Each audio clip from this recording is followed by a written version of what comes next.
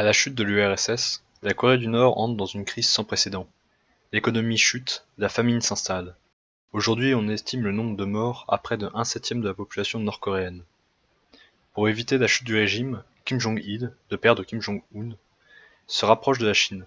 Les échanges entre les deux pays s'intensifient.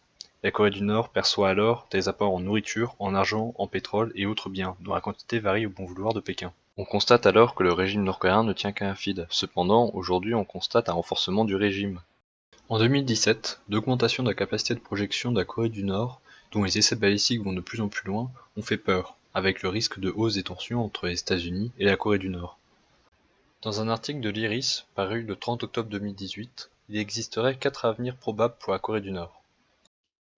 Le premier scénario est la dénucléarisation, l'effondrement du régime et la démocratisation, qui aura une probabilité très faible.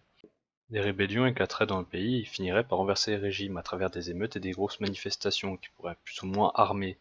Cependant, ce scénario-là n'est pas forcément le plus envisagé dans le cadre de la réunification des deux Corées. En effet, il pourrait engendrer, et ce qui est fort probable, une chute économique importante et des problèmes migratoires, rendant l'assimilation de la population plus complexe, en plus des potentiels fanatiques qui pourraient en ressortir. Le scénario numéro 2 serait l'ouverture du régime et une réunification dont la probabilité est considérée comme faible. Le dirigeant nord-coréen pourrait alors décider de se rendre et admettre sa défaite.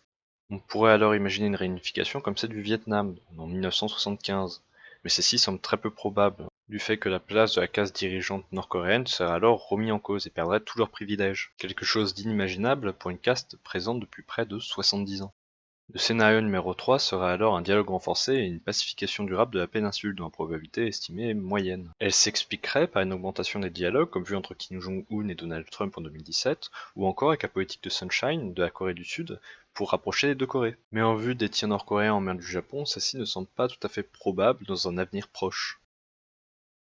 Le scénario numéro 4 serait le dialogue fragile et une avancée quasi nulle, dont la probabilité élevée. Ça reviendrait à ce qu'on a actuellement, c'est-à-dire des périodes de rapprochement entre des pays et des périodes de confrontation qui s'alterneraient.